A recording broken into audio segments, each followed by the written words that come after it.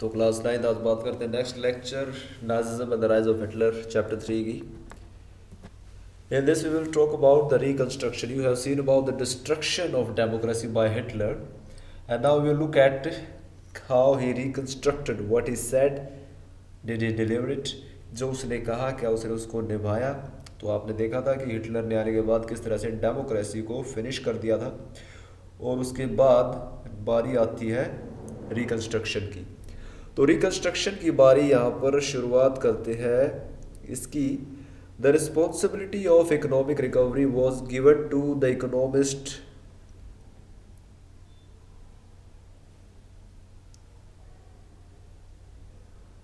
Jammer Schacht. Okay, तो Hjalmar Schacht को responsibility दी गई इकोनॉमी को सुधारने की. ये जो था काफ़ी इंटेलिजेंट बंदा था, काफ़ी ईमानदार, हार्ड वर्किंग. तो इसने इसको बेटर उसके वे से निभाया. Okay, he initiated a state funded work creation programme to ensure full production and full employment. तो सबसे पहले शुरुआत की गई स्टेट फंडिंग से, मतलब सरकार के पैसे से जो बिजनेस वगैरह चलाने के लिए प्रोडक्शन जो भी था वो सरकारी खर्चे से चलाया गया, ताकि जो प्रोडक्शन है वो सारा सरकार के लिए हो, सरकार उसको आगे बेचे या जो भी उसको करे तो उसका जो फ़ायदा सरकार को मिले, और उसके बदले फुल एम्प्लॉयमेंट लोगों को दिया गया.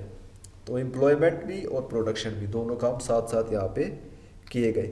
तो आपने देखा होगा मशहूर जो जर्मनी के सुपर हाईवे है या जनता की कार या पीपल कार जिसे कहा जाता है, वैगन, जो इंडिया में भी है वैगन, वो उसी टाइम से शुरू किए गए थे. तो आप सोच सकते हैं कि हिटलर का काम जो था वो रियली में जो कह रहा था वो उसने किया भी था. उसने हाईवेज बनाए थे, वैगन जैसी कार कंपनी खड़ी की, जिसका एक वर्ल्ड क्लास लेवल का टेक्निकल एडवांसमेंट माना जाता है. तो ये सारा सरकारी सिस्टम था. आप सोच सकते हैं कि वो कितना बेस्ट रहा हुआ. इसके बाद बात करते हैं फॉरेन पॉलिसी. फॉरेन पॉलिसी यानी विदेशों के साथ उसने रिश्ते जो थे उसके वो कैसे ट्रीट किए. ओके, तो फॉरेन पॉलिसी में इन 1933 ही pulled out of the league of nation. तो लीग ऑफ नेशन एक बनाया गया था देशों का एक ग्रुप, जिसमें कहा गया था कि वर्ल्ड वॉर 1 जो हुआ है उसका जो नुकसान दुनिया ने देखा है ऐसा दोबारा ना हो, उसके लिए लीग ऑफ नेशन बनाया गया था. तो इसके जितने भी मेंबर कंट्रीज़ थे सब ने ये कहा था कि भाई वर्ल्ड वॉर दोबारा नहीं होनी चाहिए, और इनके जो भी मेंबर हैं सभी इस बात के लिए ये श्योर करेंगे कि ऐसा ना होने पाए. तो जर्मनी को भी इसका मेंबर बनाया गया था लीग ऑफ नेशन का, और इसका मेंबर बनने का मतलब था कि आप वॉर जैसी एक्टिविटीज़ में शामिल नहीं होंगे. तो हिटलर के टारगेट पे ही वॉर थी, उसको तो दुनिया से लड़ाई करनी थी, अपने आप को टॉप पे पहुंचाना था.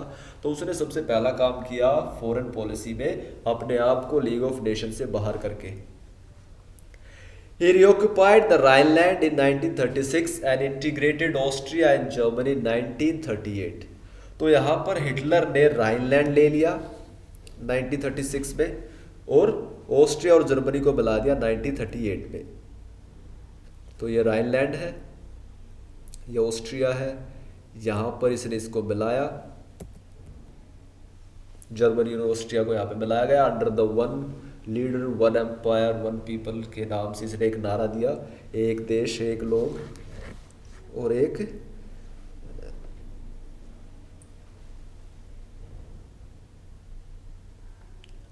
नेता. ओके, इसका इसने ये नारा दिया. इसके बाद ये चला गया west German speaking Sudetenland and Czechoslovakia. तो चेकोस्लोवाकिया,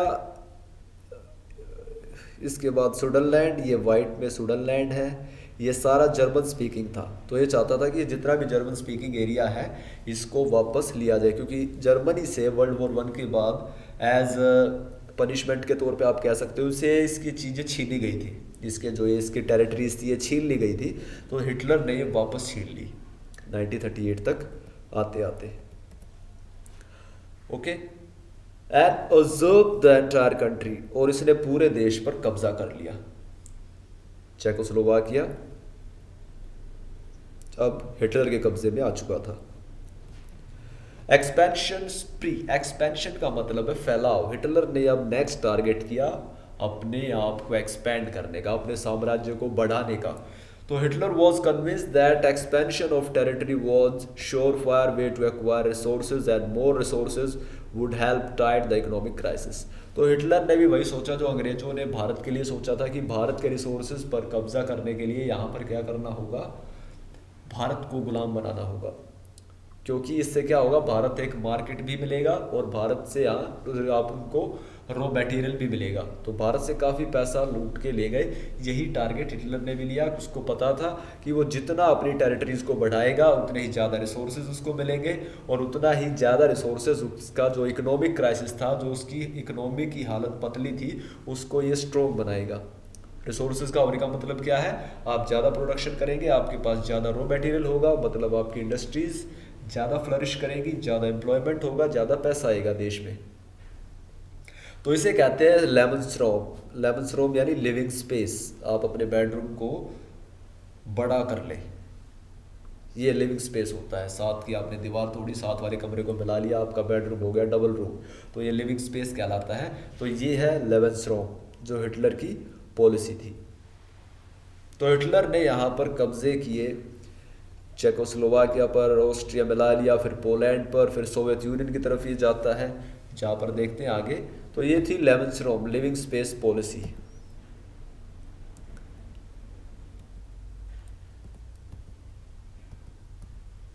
इसके बाद एक ट्रिपरटाइट पैक्ट साइन होता है जर्मनी, इटली और जापान, इनके बीच में, इन तीन देशों के बीच में एक समझौता होता है।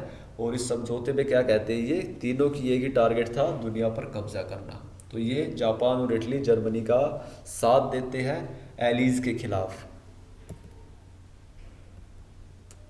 और हिटलर जो 1930 तक आते आते 1938 तक आते आते अपने लाइफ में टॉप पर था।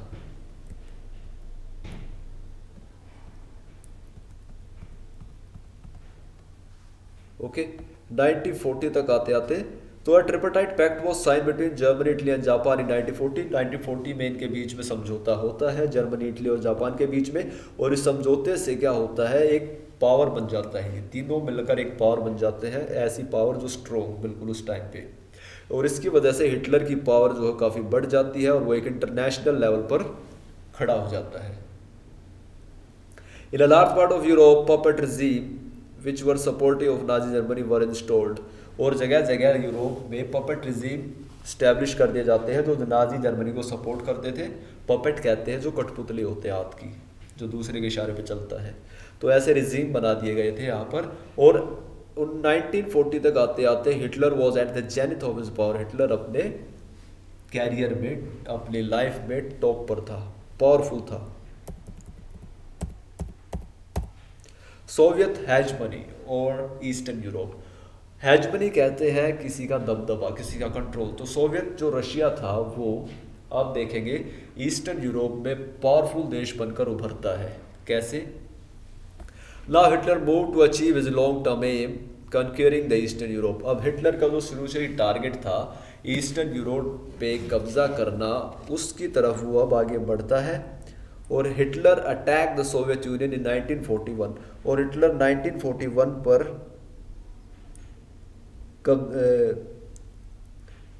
लिविंग स्पेस के टारगेट को पूरा करने के लिए 1941 में सोवियत रशिया पर अटैक कर देता है, जिसे कहा गया था हिटलर की सबसे बड़ी भूल, हिस्टोरिक ब्लंडर। एक ऐसी भूल जो हिटलर को मिटा गई।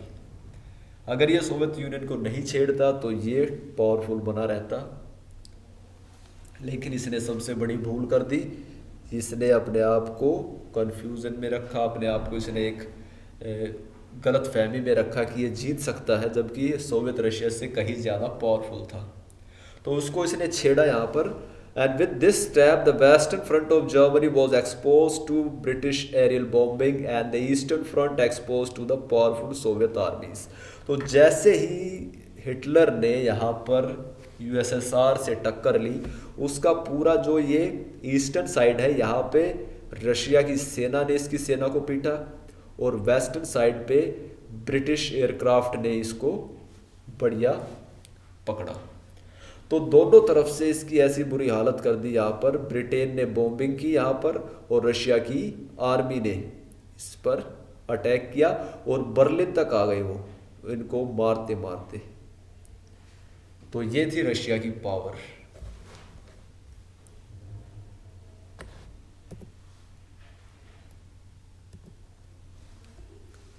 The German army was handed a crushing defeat by the Soviet army and Soviet forces finally reached the heart of Berlin। और इस तरह से जर्मनी की सेना को यहाँ पर एक बहुत ही तगड़ी हार झेलनी पड़ी सोवियत आर्मी के हाथों। सोवियत आर्मी जो थी वो बर्लिन यानी जो बिल्कुल बीच में है वहाँ तक पहुँच चुकी थी। और उसके बाद establish Soviet hegemony over the entire eastern Europe for half a century thereafter. और उसके बाद लगभग आधी सदी तक, लगभग आने वाले 50 सालों तक सोवियत यूनियन यूएसएसआर को टॉप पे खड़ा कर दिया ईस्टर्न यूरोप में। ईस्टर्न यूरोप में अब सबसे पावरफुल कोई था तो वो था USSR, Soviet Russia. This is called Soviet hegemony. US involvement in the war. अब आती है बारी यूएस की। तो 1940 1941 तक हम आ चुके हैं। तो ये टाइम पीरियड था सेकेंड वर्ल्ड वॉर का, जो शुरू हुआ 1939 से 1944 तक। तो 1941 का जो टाइम पीरियड रहा, इसमें हिटलर के पास एक पावरफुल देश था जापान, और ये दोनों काफ़ी पावरफुल थे और यहाँ पर एलीज पर ये भारी पड़ते जा रहे थे।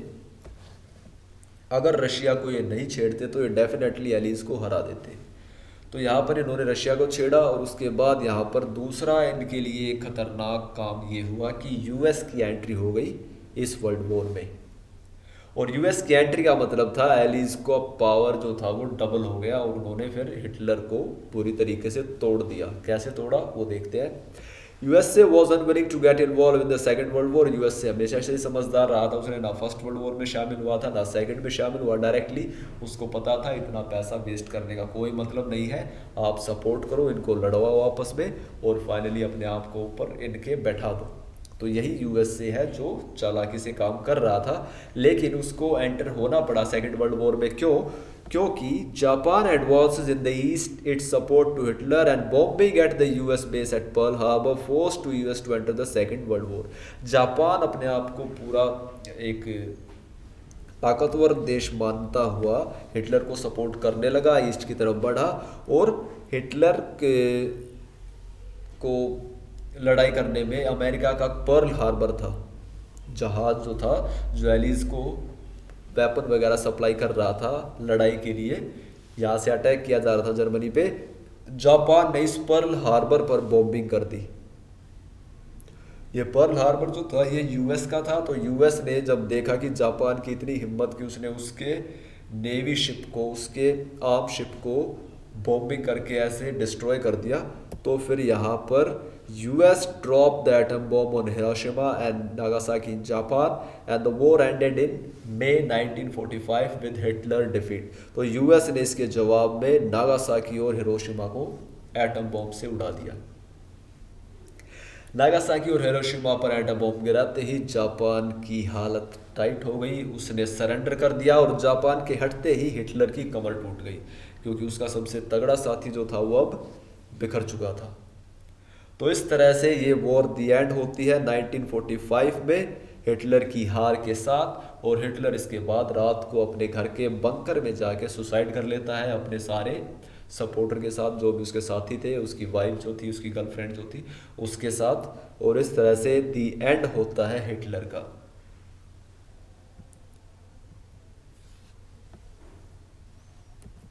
So that was the end of lecture 6. Stay tuned for the next. Thank you.